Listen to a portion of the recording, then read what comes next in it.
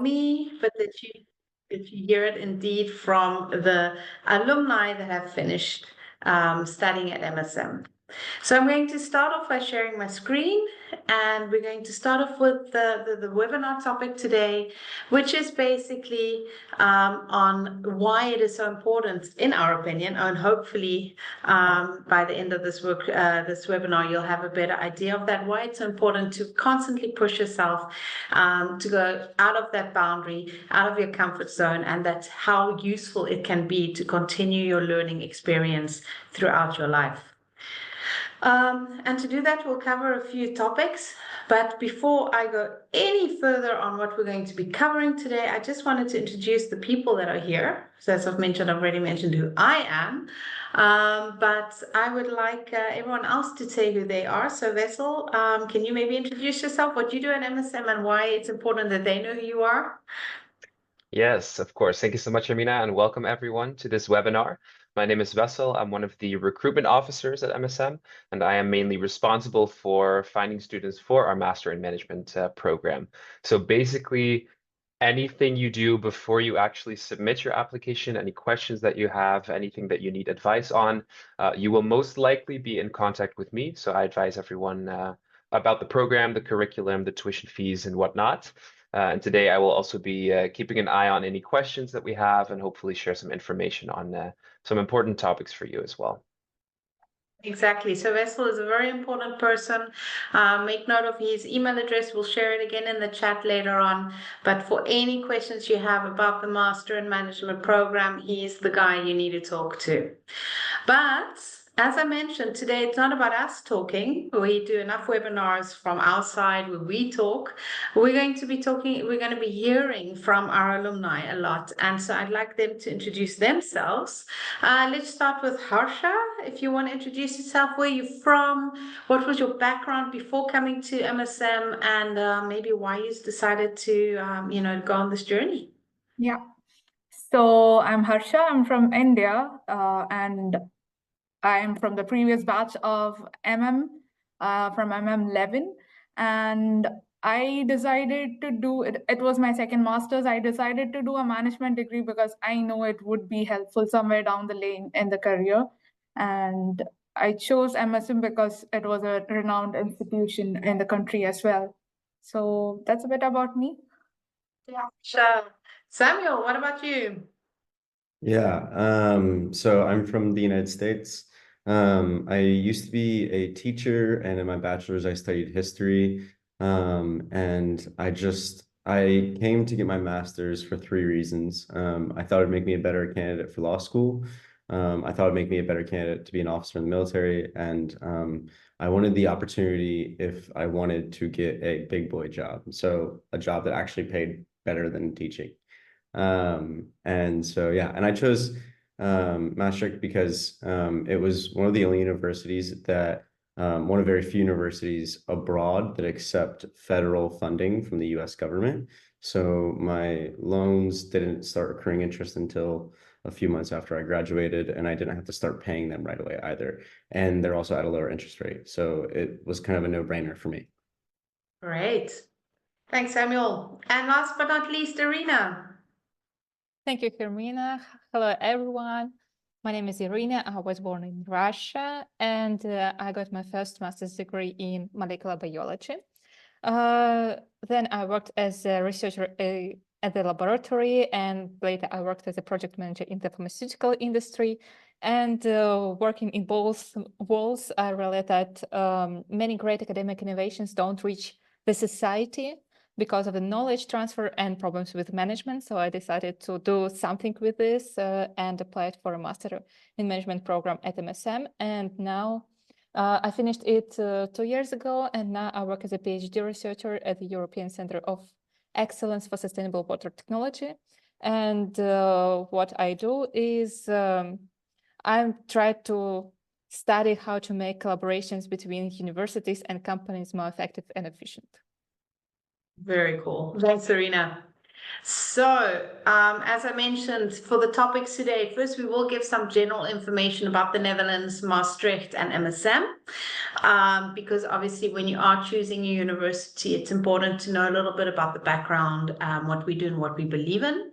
Then we're just going to talk very briefly about the comfort zone and why it's so important to sometimes push yourself out of that comfort zone. It's not the main focuser, but we will touch on that before we actually look at the actual Master in Management program, which we call MM for short. So if you hear us say MM, it's just we're so used to calling it MM. But we'll look at the experiences that the alumni have had when they studied at MSM, what skills they really got thanks to the program and the extracurriculars that we offer. Before we go into the practical information about what you need to know to be able to join MSM if you are interested. As Vessel mentioned, throughout the webinar, there is a chat function where you can go post your questions. So do not hesitate to post any questions you might have there. But at the same time, if there are any questions still that you haven't thought of and they pop up at the end of the webinars, we will try and create time to make sure that there's time for those questions as well for us or for the alumni. Okay? Right, so let's start off with why the Netherlands. For those of you that don't know, the Netherlands is a small little country in Europe. And it is famous for its cheese and its cows and its windmills and its tulips and other things. But it's also just a really nice centrally located country, which makes it great for some traveling if you're here as a student. But what is really great as a study location for the Netherlands is that all the Dutch people speak fluent English. And it is actually one of the top Dutch English-speaking countries of non-English speaking countries in the world. And it's also got one of the top 5 education systems for higher education. The Dutch culture is also very famous for being quite a flat hierarchical system. So when you get into the Dutch job market, it's quite nice that you can just, work and talk with your employees and employers at the same level. And what the Dutch are also very famous for is their work-life balance. So it's got one of the best work-life balances in the world, which also makes it one of the best and happiest nations in the world, according to the Happy Nation Index. Now, that being said, if I look at our 3 alumni, you all come from 3 very different countries: India, United States, and Russia. We didn't choose that on purpose, but I mean, it just worked out that we've got these 3 very diverse countries. And you all probably chose the Netherlands for a very different reason. Can you briefly explain, think back on that, why did you choose the Netherlands? And how did you actually experience living it from what you expected it to be and how it actually is? And Samuel, I'm going to start with you because when I talked about the work-life balance, you did a big nod. So how's it been for you and why did you choose the Netherlands? Yeah, so in terms of work-life balance, I can't remember the source I saw this from, but the Dutch, I think, have one of the fewest average working hours of developed nations around the world. And yeah, it's one of the most efficient economies in the world. So they obviously have a lot figured out. In terms of why I chose the Netherlands, for me, it was just time to live outside the US. I was young enough, didn't have a serious job, didn't have a family, so I wanted to live somewhere outside the US. I applied to a school in London, Barcelona, I applied to Maastricht, I applied to one school at home. And I ended up choosing Maastricht, as I mentioned before, for the loans and financially, but also because my best friend, who I actually ended up getting to live with through happenstance, lives here and is half Dutch. And I had visited before, and so I had some familiarity with the country. So yeah, and so far it's met expectations. For me, the transition was not very hard. I find Dutch culture to be largely similar to American culture, so I didn't feel that the transition was very difficult. And I love that they prioritize like simple things like preventative health and work-life balance and happiness that aren't as obvious to most Americans. Yeah. What about you, Irina? I agree with Samuel about work-life balance. It really, in the Netherlands, it's really well organized. And also there is much smaller salary gaps between professions and genders compared to Russia, for example. And I also know that a lot of people complain about the weather in the Netherlands, but Maastricht is different. It's a very sunny and pleasant city. Yeah, and I've lived here for over 3 years in the Netherlands, and I like it. And recently, my husband and we bought a house here. So I think Congratulations. it is, thank you. It's a sign that this is a really good country for living. Nice. Thank you, Irina. What about you, Arsha? I chose when I moved here 3.5 years back, I chose because of the interdisciplinary research and the quality of life here. So I feel like even if you're not in a non-English speaking country, people are willing to switch to English if they want to really communicate. So that's one thing. And another thing is, of course, like Irina mentioned, the pay gap and the gender inequality differences, that's much better here as well. And yeah, those are the reasons. And also the education system I have heard and my professors have recommended that it's a very different education system than how I have been brought up. So that's the reason. Great. Thanks for sharing. Right. Now, something, the screen sharing stopped. Let me open that again. Something went wrong. 2 seconds. Don't know why that happened. The reason was the next thing we were wanting to ask was a bit more about actually Maastricht. And for that, I'm not actually from the Netherlands myself. And so when I came to the Netherlands, I was amazed by how beautiful Maastricht is itself. But Wessel is actually from this area. So Wessel, you can maybe take over and talk about Maastricht and what it's like living here and asking the students some of the experiences. Yeah, sure thing. So indeed, I was born and raised not too far from Maastricht, and I actually studied there myself for my bachelor's. So I did also get to experience the city itself a bit while I was quite young. I would say generally there's a lot of life in Maastricht. You can do a lot of things in terms of pubs, bars, restaurants, trying different cuisines. So it's kind of a melting pot of different cultures. I think also due to that strategic location, being very close to Belgium and very close to Germany. It is very much a student city, but it might still feel very homely and very warm. So it's not too busy. You can still do your own thing, and everyone is kind of also doing their own thing, but you still get that energy and that liveliness that a student city would have. Although I cannot speak from an MSM student perspective, so I think that's also great that we can hear from our alumni how they experienced Maastricht. So maybe we can start with Irina this time. How would you describe Maastricht to someone who has no idea what they can expect? Well, most of subjects you already described, it's really very international and welcomed and friendly and beautiful and sunny and interesting city. And currently I live in another city in the north of the Netherlands, but I hope to return to Maastricht someday and to stay here. Very nice. All right. What about you, Sam?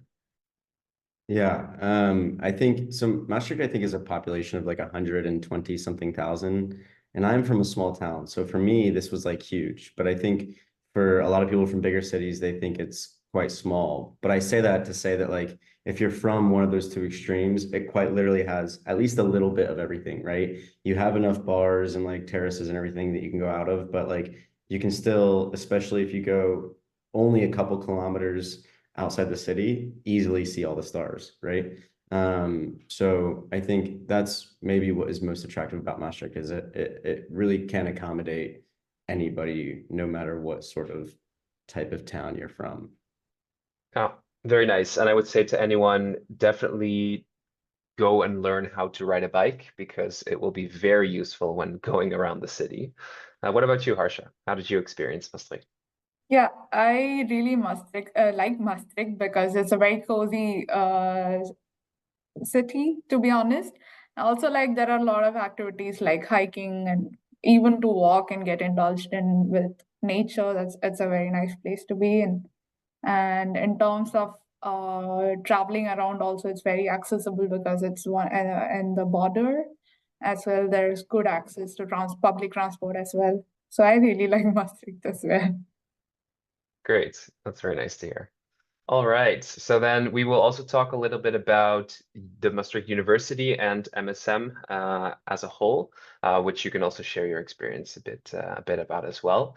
So generally, what students can expect when they join MSM is that they actually join the larger network of the Maastricht University, which is the 9th best young university worldwide.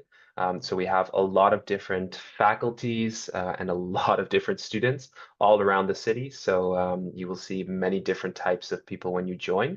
The nice thing about it is that you also get the Triple Crown accreditation, which means that our degrees are recognized worldwide.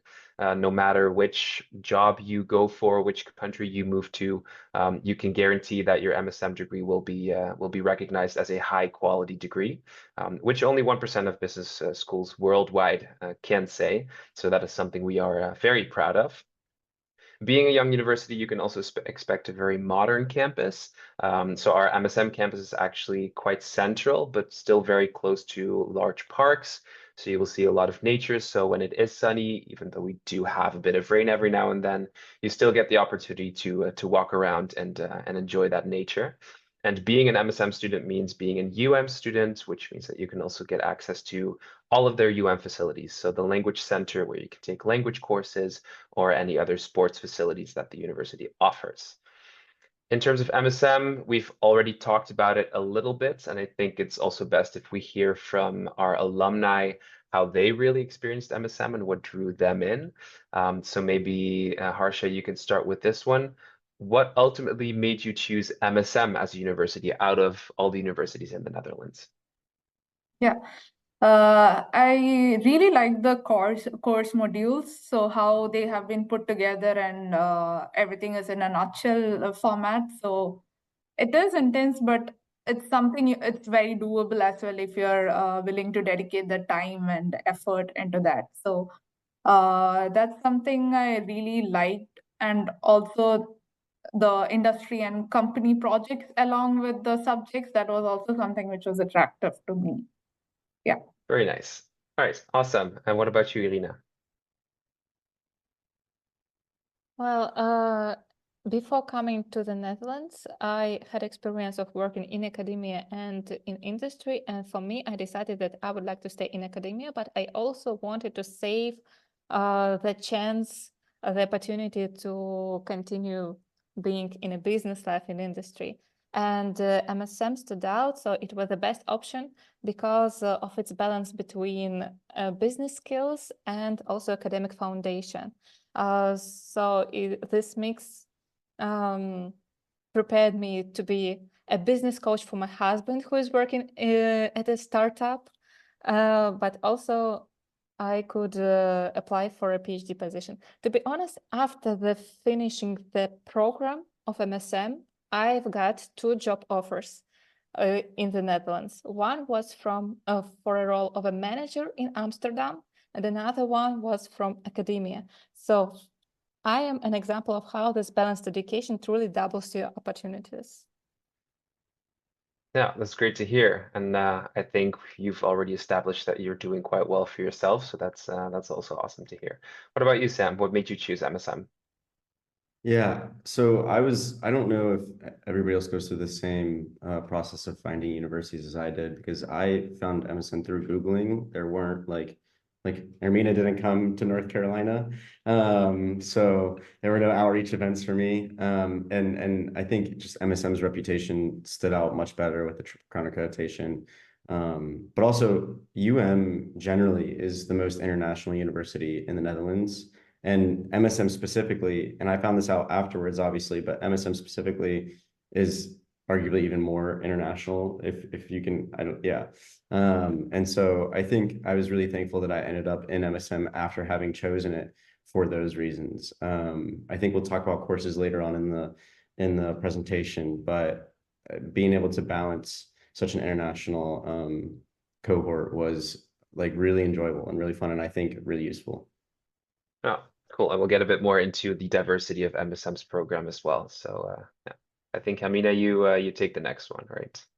Let's dive into the topic. So the reason why we're doing this webinar is about that power of lifelong learning. And the first step, obviously, is to make that decision that you want to get out of your comfort zone. And so there's a whole separate webinar that I did on getting out of your comfort zone. And we're not going to go on into depth, on that topic today. But I did want to highlight that the comfort zone is great. I mean, it's very comfortable staying in your own country, your own hometown. You know everybody, you know your doctor. You don't have to figure out where the buses are. You know which weather app to use to check what weather it is. Life is easy, and that's great. That's wonderful. But if you really want to go and grow and develop, you need to go outside of that comfort zone. And that's really where things start to get interesting. And so then you get to discover this whole new world of, the Netherlands, Maastricht, students coming from all different countries. I regularly see alumni getting married a few years later, sometimes with one another, but mostly with other people. And then they, they invite people from their class, and then you see photos of, Bali wedding, and then people, or in India weddings, and so I've seen some beautiful weddings all across the world, just thanks to this international experience that you have by having taken the step to go outside of your comfort zone. So obviously, there are lots of studies and research that have gone into why it's so important to step out of your comfort zone. And it comes down to two main topics. The first one is obviously the career-related growth. Because if you really want to grow in your career, getting out of that comfort zone, doing something completely new is going to help you become more creative. It's going to teach you how to look at things from different perspectives. It's going to teach you how to handle change, which is a very important skill, to be more flexible, adaptable, to improvise more, and to constantly challenge yourself to improve and to grow. Now, from a personal perspective, it's also shown that going out of your comfort zone can actually reduce the risk of depression. I think it's part of the adrenaline and the activities of discovering something new and being wowed by new things. That being said, there is always a dip when the students are at MSM, when winter time comes and things start getting dark. Obviously, you start missing your home a bit more. It's not the same thing, but getting out of that is really one of the things that's going to help you with your personal growth as well. It also challenges you in a way that you're going to be sure that you're not going to get as bored. I mean, life is not the same every day. Every day is a challenge. So, good luck in getting bored with that. And then also just a fun one is that you can actually age better. So studies have shown that you can actually age better by going out of your comfort zone. Now, that being said, this is all the theoretical sides. And if I was a theoretical person, I should have actually put all the links to the studies and the APA referencing. But that's not what we're here today. I don't want to make this webinar too boring about that, but these are a bit of the fun facts. You can Google it and confirm it later. That being said, though, I'd actually like to know also from my alumni about their experience of stepping out of the comfort zone. So what did MSM do? Which challenge did they have? Or just even coming to the new country, but what made them feel now they are really growing out of their comfort zone? So let's start with Harsha. I feel like in terms of taking initiatives, MSM really helped me grow, that maybe even to lead a project or ask a question to a professor. You might think it's like a weird question, but you still have to gather that confidence to ask that question to the subject expert. So in terms of initiatives and in terms of growing professionally and personally, how to communicate with teachers or businesses, or if you're involved in a company project, how do you make the communication very clear and structured? All these things has really helped me, and MSM really helped me to build this skills and get out of my comfort zone. Nice. And you, Samuel? Yeah, so this may be slightly less indicative of MSM, but I think I've been back to the US twice now since I've moved here. And what's really funny is I find myself being a lot more patient when I'm back home in the US, especially driving in the US. We have to drive everywhere. And everybody, like it never hit me growing up, but like everybody is so on edge in the US. And like going back now, I find myself a lot more calm because I came Interesting. here. And maybe that is MSM because you do learn to handle stress from like February to June. That is the time Yeah. that you really grow. Yeah, after that, you're like, I can handle everything and anything, Truly, anything else, it truly. just seems like easy in comparison. Yeah, truly, yeah. Yeah, nice. And Irina, what about you? I'm not sure that this is related for MSM. I think it's more for studying abroad, because for me the most challenging part was studying in a foreign language. And in the beginning, I was not confident in my skills, and I even experienced 1 week of panic attacks of speaking English and learning in it. But after all, I think it's great that now I can work on it, and it was not so difficult as I expected. And it really helps to broaden communication, networking, and job opportunities. Yeah. Okay, nice. Now talking about the language quickly, just specifically for you, Irina, because you're not doing you're working as a PhD fellow. You're doing it in English, right? Yes. Are you learning Dutch? Have you taken the time to learn Dutch or? Yes, I'm learning Dutch. It's not so easy, but a lot of people around me speak English, and it also helps. Yeah. What about you, Samuel? How's your Dutch? Yeah, so I just got a new job and I convinced my employer to pay for my A2. So what's nice is when you come to MSM, Congratulations. yeah, thank you. A What's big nice boy is job? Yes, yeah. I'll maybe we'll talk about that later. But MSM will pay for your A1, so that is free. And then your classes after you graduate are at a discount at the university. So I'll be getting my A2 through the university. And I studied Spanish in my bachelor's, so I'm actually continuing my Spanish as well. So Very nice. What about you, Harsha? How's the Dutch? Still growing, and yeah, I did the A1 and A2 last year, and trying to get into the next level. Yeah. Okay, nice. The reason why I just quickly brought that up is in the Netherlands, a few years ago, Dutch was less important, and effectively, Irina will confirm. I mean, you can talk to your colleagues in English, but this new the new government has mentioned that they would like people to be more comfortable in Dutch, and so we do encourage all our students and alumni to learn Dutch, because if you really want to stay in the Netherlands, it will be more comfortable, even if it's just to greet people, to be able to, when you're at the coffee table, or getting for a water, you just be able to connect with your colleagues in Dutch in the future afterwards. So that's just something to be aware of. Right, now we talk a little bit more about the Master in Management specifically. And I just wanted to quickly highlight, once again, we don't want to go too much into this because this is not the main focus of this webinar, but I always find it interesting for people to realize what are some of the top skills that companies are looking for. And one of the reasons this is important is that as MSM, for your Master in Management, we obviously want to prepare you with as much as possible of these skills to make you interesting for the job market. And so throughout the year, you'll be challenged in your creative thinking, for example, by with your assignments, with your group company projects, with your external projects, problem-solving skills, especially the complex problem-solving skills. That also comes to fore with the case studies that you discuss and see how you would do it instead, and the consulting projects that you do with a Master in Management.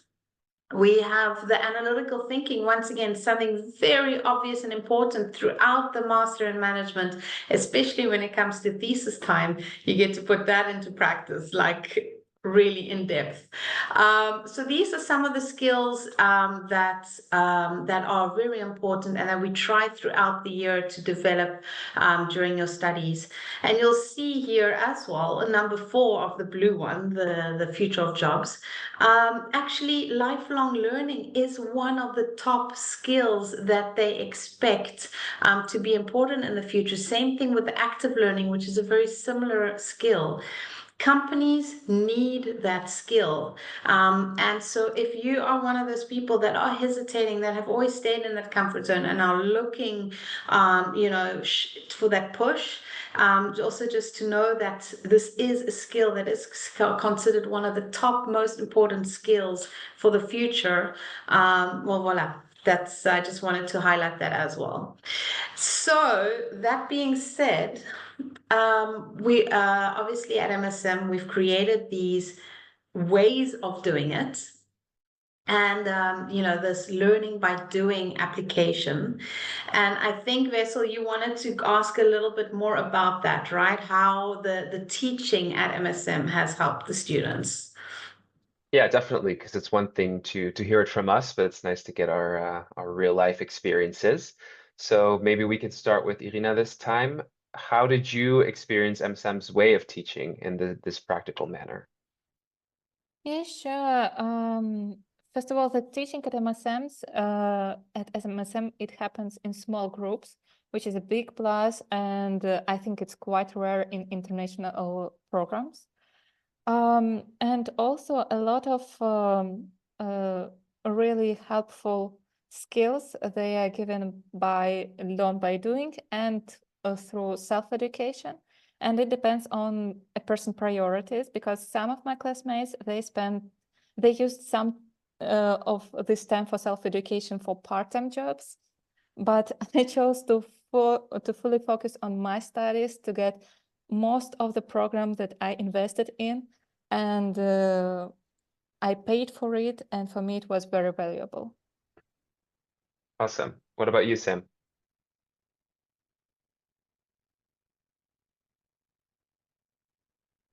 One second. I think maybe Harsha would like to take this one first then. Yeah.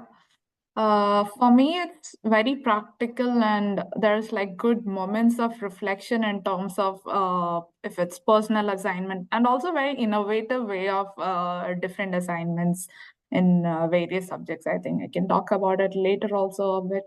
Like for example, the accounting class, we had to come up with a complete business and then do the calculations. So that was something new for me. So I really like the way of teaching, which is a bit more hands-on and practical as well. Great. Very nice to hear. Sam, what about you? Is it working or not yet? Because otherwise we move on. No worries. All right, Amina, back to you. So the MSM, the program, the Master Management Program, is a 1-year program. It's a very intense, crazy year. We like to call it, with the previous slide, the pressure cooker. And that pressure cooker is actually going to teach you a lot of those skills as well: adaptability, stress management, time management. But it's also the way we've created it, and that's also, I just wanted to share that because often people get very panicked when they hear 1 year's pressure cooker. I find the way the programs has been set up makes it quite manageable, and I think Harsha actually managed it, and that's why it's one of the reasons why he chose it as well, is that we have this life cycle, well, this program cycle, where you will take each course one at a time. So it's not that it's a whole lot of different courses like clashing through one another, and you have to start getting confused about which course you covered which topic. We do it one at a time, so you have time to really take and absorb and learn and apply that knowledge. So for an example, let's take marketing. You would have 2 weeks of marketing. The first week of marketing, you'll be in class 9 to 5 every day. And the second week, you will have the time to manage your own time, because it's the personal individual assignments to group assignments. Sometimes there's some career and personal development track workshops that we do. Sometimes there's those extra student activities or social activities that we do.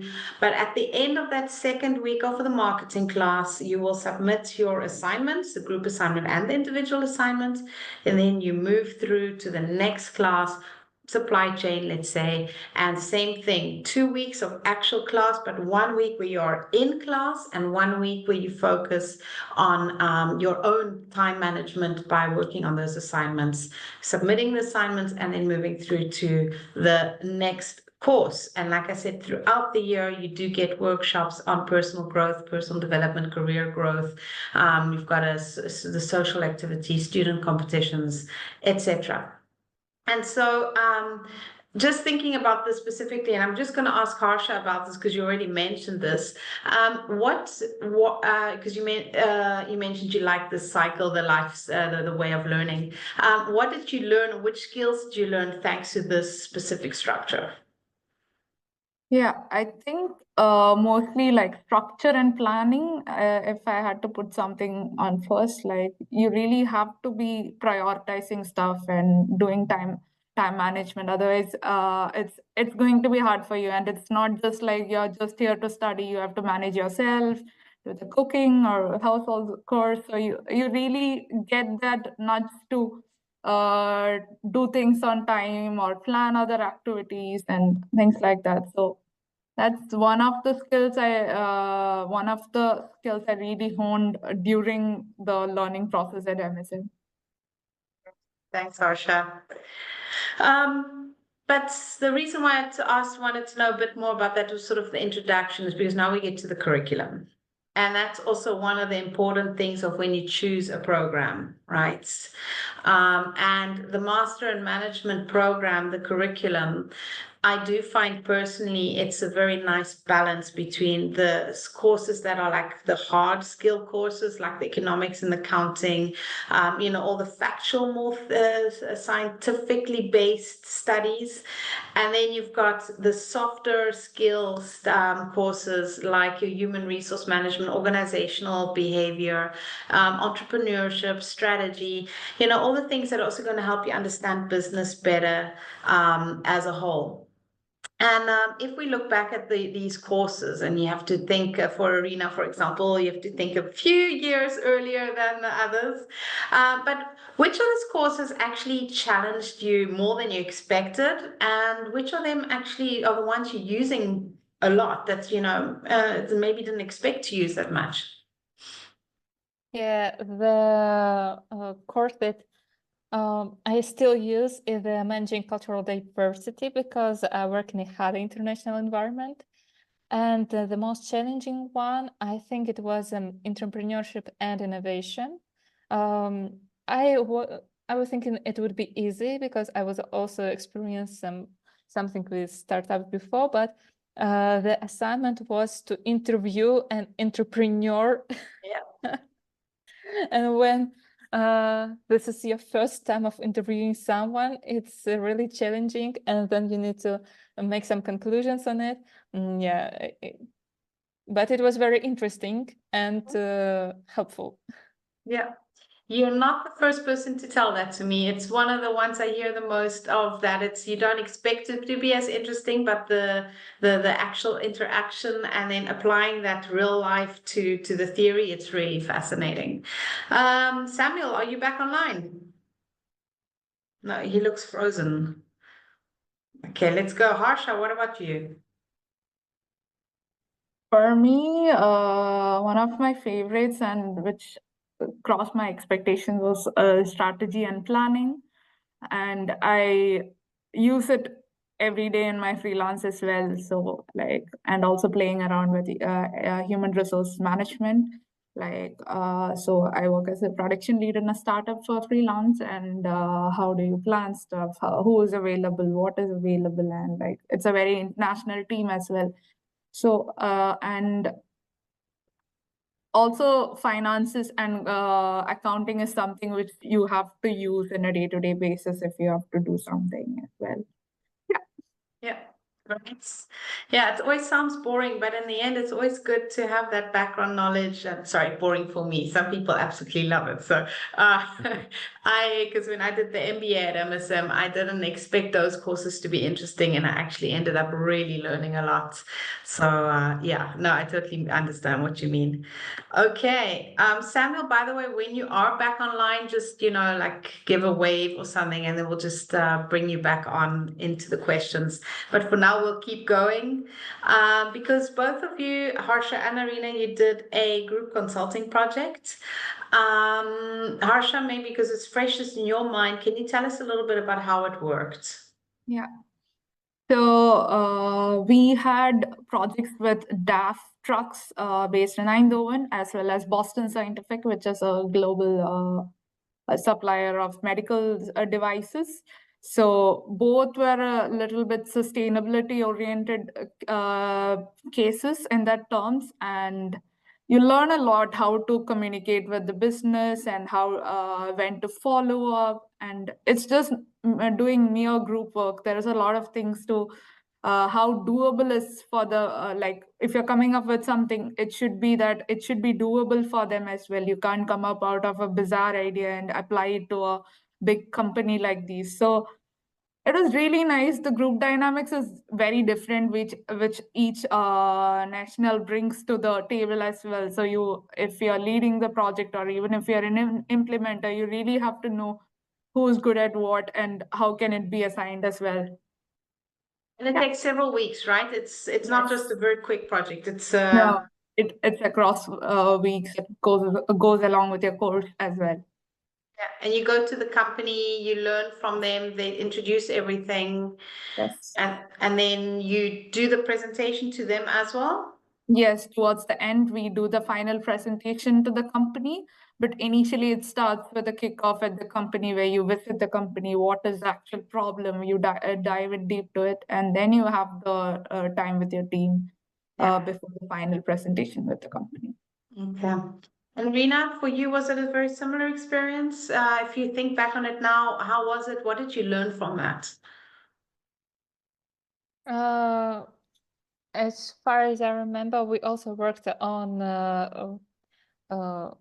how to make the products of one company more recyclable.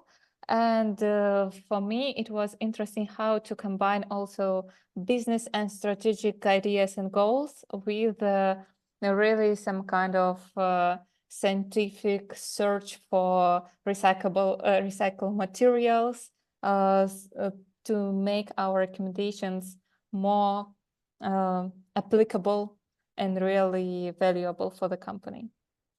Nice. Yeah, I do get the feedback often from students at the consulting project is when you actually, after having done a lot of these theoretical classes and getting all the knowledge, having discussed the case studies, having done some simulation games, and you get to this consulting project and actually are faced with real life problems, and you get to go put that into practice.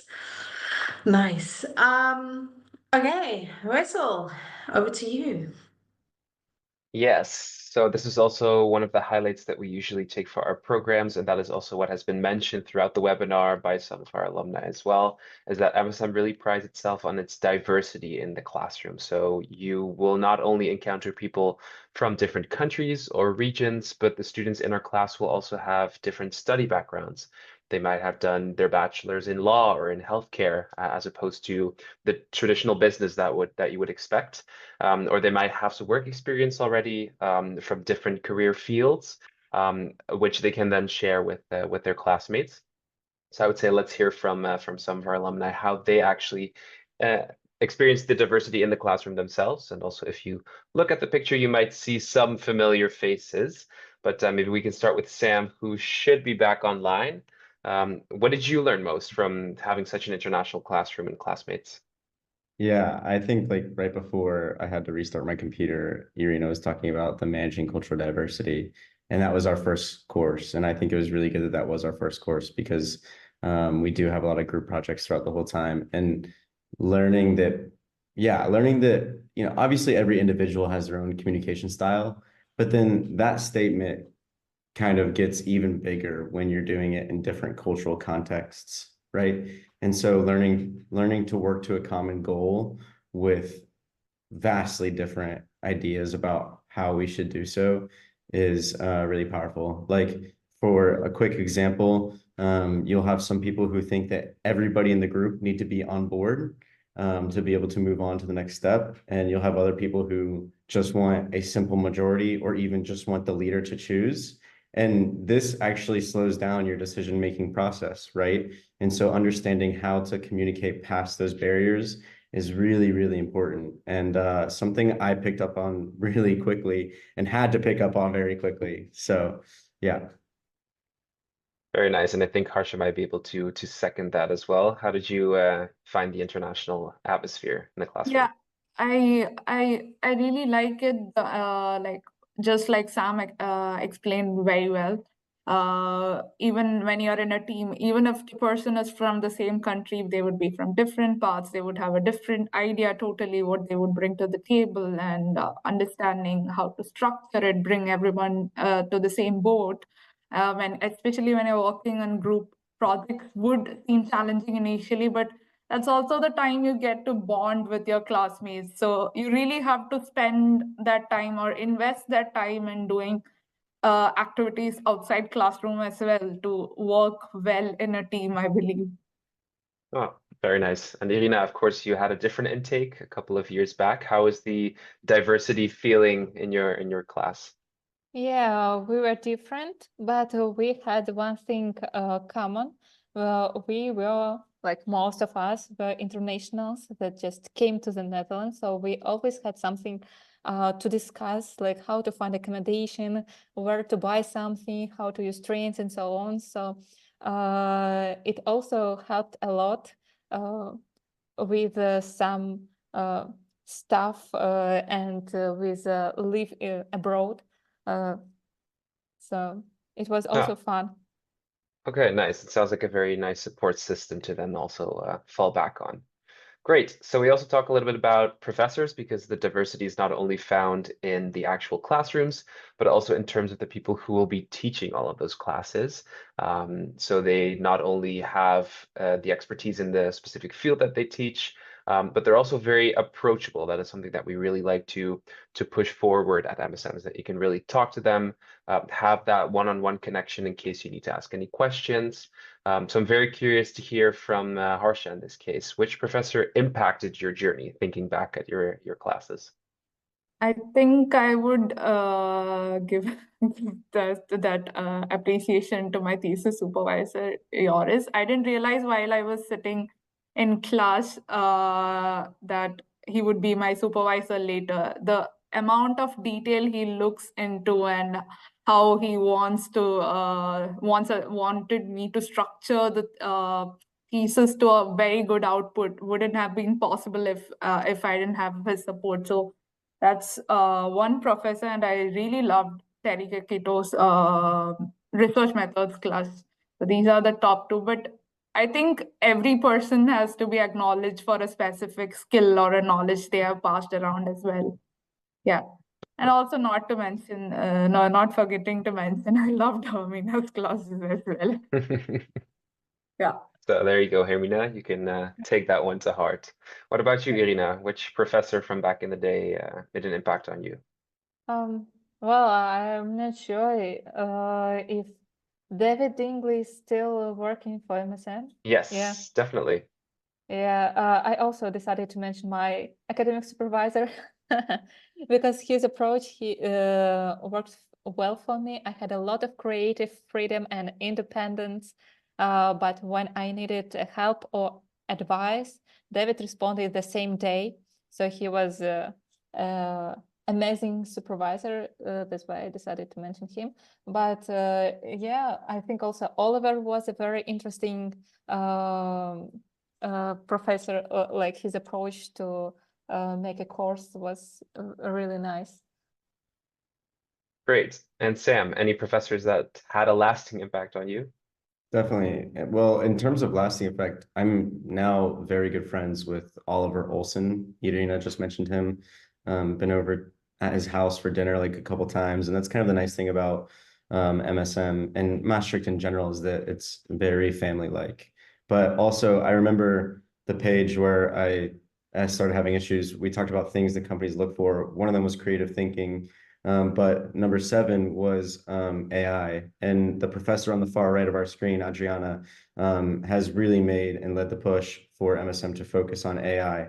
And she does a very great job. Her teaching style is very intense, but if you just simply do the work and also participate, she will appreciate it immensely.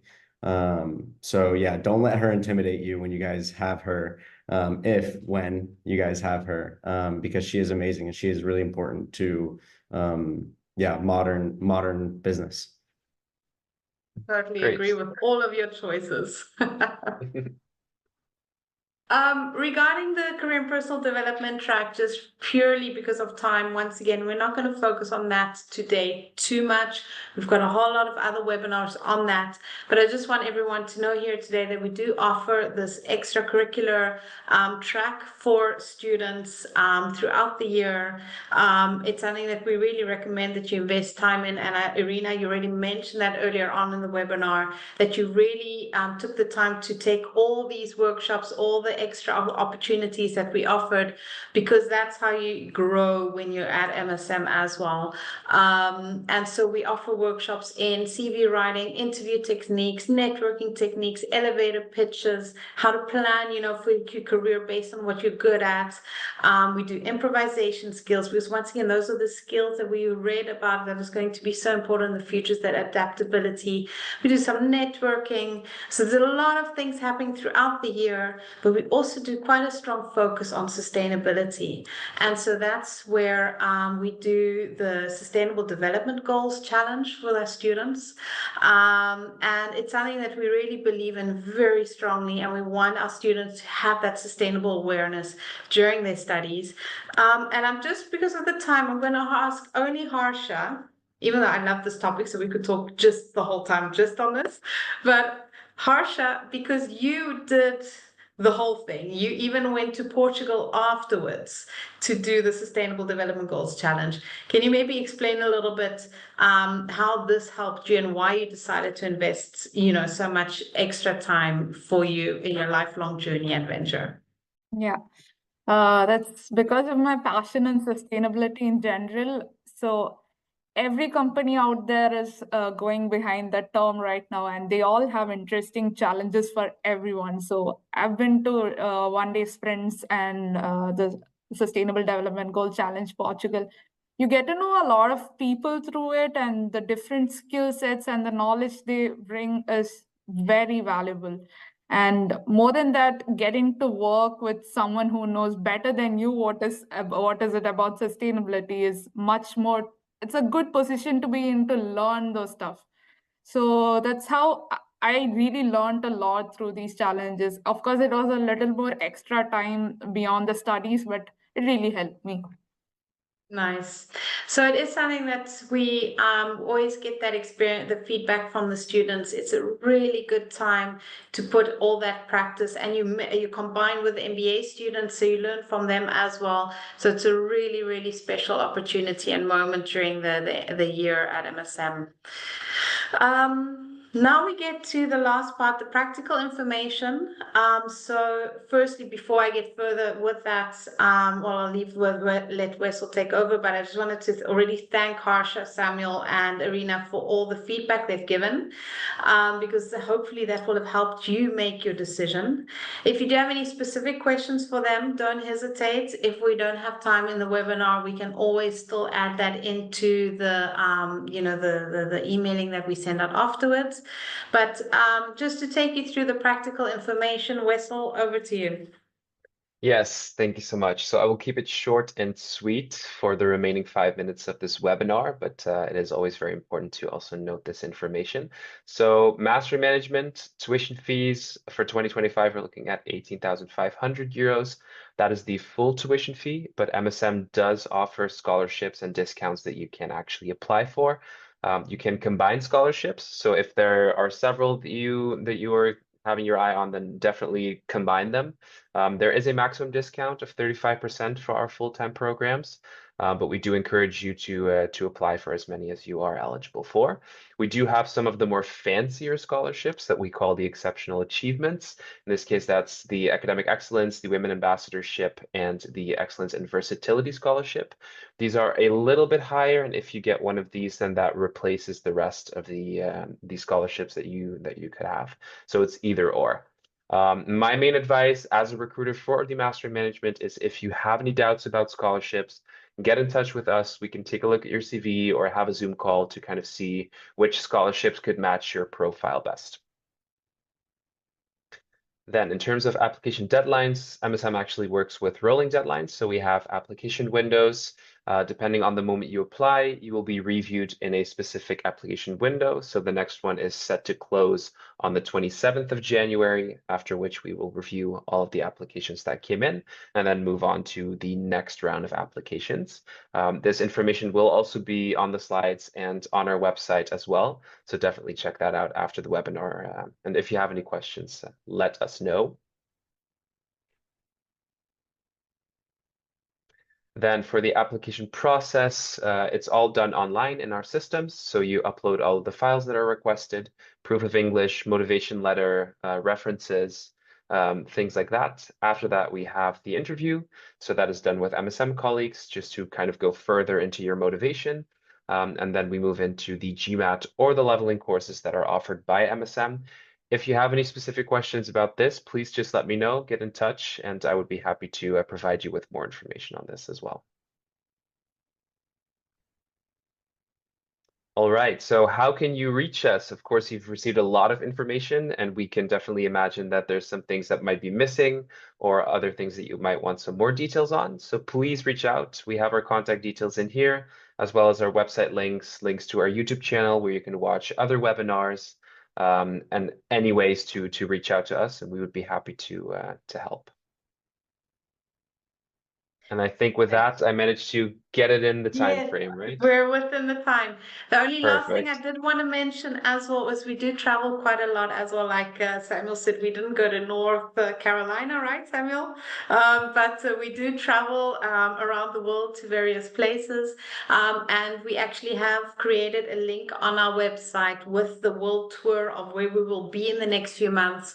So if you want to check out if we are in the in your country or in your region, don't hesitate to go check out that website under the MSM events. I think that's it. We have 3 minutes left, and I know, Vessel, you answered a few questions during the webinar. Maybe one or two questions that you thought were the most pertinent for everyone. Yeah, so let's see. They were mostly practical questions, very personal questions as well. Someone mentioned that most of the alumni have already done a master's before starting the Master in Management, but that is not a requirement, right? We don't require a Samuel, master's you degree. didn't do a master beforehand, right? No, you just, yeah. So we do have a lot of people just doing a bachelor and going from a bachelor through to MSM. Sometimes they have some work experience, sometimes they don't. So it's a really nice mix of different profiles in the program. Yeah. So anyone is welcome, basically. Just check out Yeah. our website.